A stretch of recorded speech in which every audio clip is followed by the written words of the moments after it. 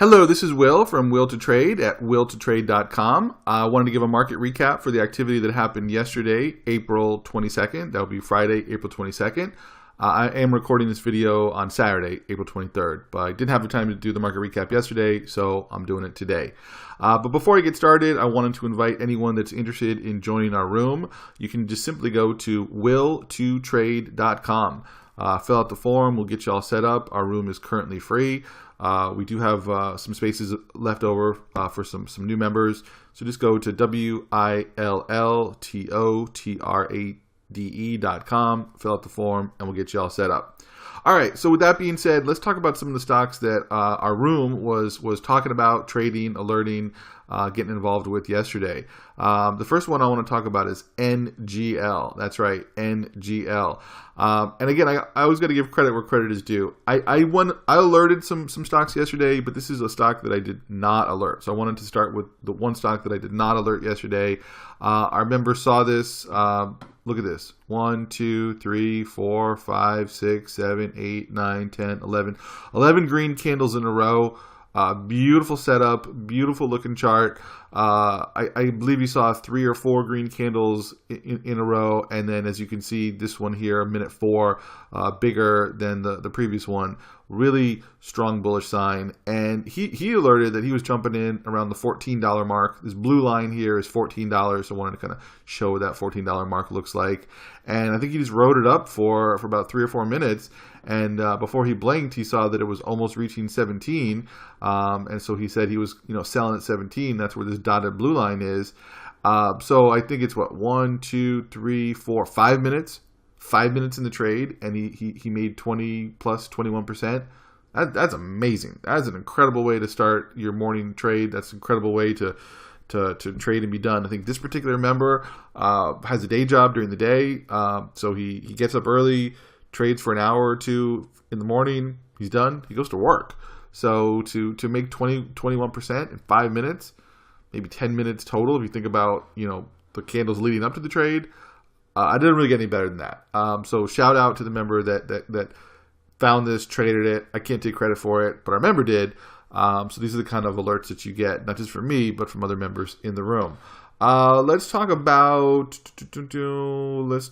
SRPT. SRPT, I'll actually probably be easier to see it on a 5-minute chart. This was just a monster. There was some really good news on SRPT, and therefore it really shot up. I was actually alerting it early over here above 1180. I actually did alert it in our room. I didn't predict this move. I did not predict this move at all over here. I really didn't think it was going to explode like that. But I alerted it and then kind of walked away from it because I was checking out some other stocks. And as you hear time and time again, you have like 2 hours or so of just a consolidation, just a cup. Not a ton of volume down here, not a ton of activity. But as it starts to cross $12 mark, and that's where the blue line is, one of our members re-alerted it to the room and said, hey, look at this. It's going above 12 bucks. And I think he jumped in, and it just exploded. It got halted at least once or twice. And look at these huge green candles. Again, these are in 5 minutes, so it's a little bit more extreme. And as it was creeping up to like 13, 14, he goes, I think it's going to go to $15. I want to sell at 15. That's what this dotted blue line is. From the 12 to the 15, I mean, what is that, like 30, 33% gain in half hour or so? I mean, it's just phenomenal move. I take a little credit because I initially alerted it, but I give our member even more credit because he kept his eye on it. He re-alerted everyone, and I think he really profited very, very nicely from this this opportunity on Friday. Let's talk about EBIO.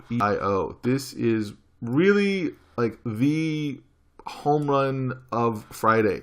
This blue line here, this solid blue line, is the $1 mark. Me personally, I personally don't really like to trade stocks too much under $1. It's kind of risky. There's not as much certainty of what's going on. So when the stocks pop above $1, I take a little bit more notice, and there's a lot of other traders that take more notice.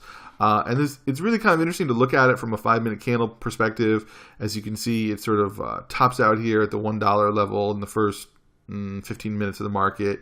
It works its way up to 110, pulls back again, just kind of tapping that $1. And after this sort of second tap, if you will, it really starts to take off. Doesn't really quite take off quite yet immediately because it hovers in this 105 to 110 level. Again, look at that cup, big old cup, for a couple hours. So if you're trading this one, you really have to have a lot of patience, just waiting it out for a couple hours. And then it pops up a little bit, pulls back, pops up, cups again. So you got like one really big cup, a second so-so cup, a third decent cup, and then it rips again, pulls back, and then rips like crazy to $1.70 high. It just taps $1.70. Unbelievable. I mean, I knew that EBIO was going to make some moves yesterday, Friday. I alerted in the room during the pre-market. I didn't really, play out, buy it here, sell it there. It's going to go to this. It's going to go to that. I didn't keep my eyes on it throughout the whole entire day. But if you had asked me, hey, Will, how far do you think, EBIO is gonna run on Friday? I probably would have said, I don't know, 110, maybe 120. To this level here, maybe 120. Certainly not up to 140, 150, 160, and certainly not tapping 170. Eventually pulling back into the 150 level at the end of the day. Just a monster squeeze. Just incredible. And for those of you that profited big time on it, there were some people in our room that held all day yesterday, so I'm really proud of them. And then people will ask me, hey, Will, what do you think EBIO is going to do Monday? I really don't know. I really don't know, because it's hard for me personally to predict moves days ahead. I mean, obviously anything can happen. It could continue to run. It could go to $2, $3, $4, $5, or it could pull back down. But I guess if I had to make a prediction, I would say it's probably not going to go below $1. I guess that'd be the best prediction I could possibly make. I mean, it's probably gonna. I would imagine it would kind of pull back a little bit. I would imagine maybe in the 120 to 140 range. I mean, now you got me guessing a couple days in advance. But I don't think. I think it's found its support above $1. I don't think it's going to go much below $1. Of course, I could be wrong. Maybe it comes crashing down to 20 cents next week, but I kind of don't think so. Will it squeeze up to $2, $3, $4, $5 next week? I mean, if it does, that would be amazing. I kind of don't think it's going to, but again, hey, who knows? So yeah, this is why we wake up every morning and we look at what's in play every morning, because nobody really knows. You don't really know until the day gets started. Which leads me to the last stock I want to talk about. AMD. This move was epic. Just an amazing, incredible move. This is the 5-minute candles. We got a solid blue line here where I first alerted, like, hey, guys, jump in. It's $3.31. Pull up the 1-minute candles and explain why I picked this point here to jump in. This here is dotted blue line up at $3.95. And I'll talk about that in a minute as well. So this is just an incredible move. It's interesting. This is like about a 20% gain, about the same kind of gain as the first stock I pulled up, NGL. But it took all day to get there. NGL did the same percentage gain in about 5 minutes. So what would you rather trade? NGL that can get you 20% in 5 minutes, or AMD that can get you 20%, all day. There's no right or wrong answer, but I think most people would rather trade NGL. They're in, they're out, boom, they're done, 20% onto the rest of their day. But some people have the patience to trade, something, or sit on something all day. Let me pull up the 1-minute candle and show you why this area, it should become pretty obvious when we zoom in. Look at that. We're zoomed in real nice here. So I don't have a ton of lines, but I do have a green line. I have a blue line. I have this little purple line. Purple line is like a moving average. That's not as important for what we're talking about right now. The green line, I like. This is like just a custom study that I have here on my my chart screen, and the green line just simply shows me the new highs that it makes. HI, high, and it just kind of draws out a line. And obviously this red line here at the bottom is any lows that it makes. So if stock were to go down, you're going to see more red. If it goes up, you're going to see green, and it just draws out the line for me just so I can visually see what the sort of support and resistance would be. And this line right here is $3.30. So these are 1 minute candles, minute 1, 2, 3. It just taps 330 on the top of the wick. And notice you have 1, 2, 3, 4, 5 more candles that continue to tap the 330. So it's just pushing at that resistance. Push, push, push, push, push. The next two kind of fall down a little bit. These are a little shy of it, the 329. So when I was looking at this chart, well, it's really pushing the resistance at 330. If it can break resistance, just even 1 penny above, let's go. It could probably be a runner, and that's where the blue line comes in at 331. So I said, let's buy it. And even as I said, let's buy it, within that 1 minute, it squeezed up to 335, 336. So people jumped in as quickly as they could. They got in the best price they possibly could. And then if we pulled the next couple minute candles, it made a nice, pretty quick run, and buyers were still holding. And as you can see, it just kind of really nicely, steadily works its way up. Okay, I fell down for a second there. And then let's get to 365. We're gonna pull to that candle. Yeah, there you go. There's your 365. It touches 365, and then let's go back to our 5 minute view. It's really obvious here. We pull in. There's our 365. So, I personally like to toggle back and forth between 1 minute candles and 5 minute candles. That's just my personal preference. I know there's traders out there that prefer 2 minute candles, or 15 minute candles, or 30 minute candles, or only 1 minute candles, or only 5 minute candles. I don't think there's really any right or wrong.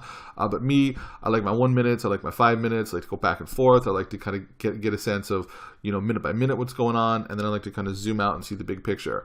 When I zoom out and I see the big picture, it's pretty obvious that it made a very strong, very steady, very solid movement up to 365. But here's a big red hammer coming down on you. Pardon me. There's a big red hammer coming down on you. Really long wick. This generally is not the most bullish sign. This generally could be a sign, okay, the party could be over. Buyers are getting rejected. And we look at this 5 minute view, it obviously looks like it's getting rejected pretty hard. But look, it comes up here and taps again. That's like a second time. It almost taps a third time. And then it kind of almost taps a fourth. And then it definitely taps again here. So is it a 1, 2, 3, a triple top? Kind of. Maybe not exactly textbook. But it definitely consolidated for a few hours. And everyone in the room held on long, which was great. Like I said, it was really epic, because when we jumped in here, I said this really could be an all-day runner. And I'm gonna talk about why. AMD is a really heavily traded stock, really thickly traded stock. It's almost 800 million share float. For those of you that know what I'm talking about, you're probably thinking, damn, well, why would you trade an 800 million share float for a day trade? For those of you who don't know what I'm talking about, share float, the amount of shares available to trade, to buy and sell.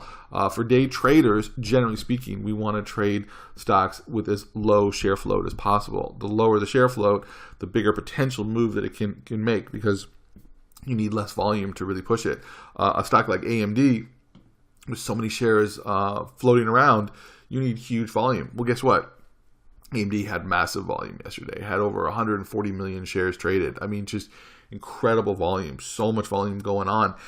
Because there was so much volume, and because the stock seemed so steady, and because the share float was so thick, I really was confident that this would be a stock that would maintain all day. I didn't know how high it would go, but I had a feeling it was going to be pretty consistent, pretty even, and then work its way up. Here in the morning, I said, I want $4.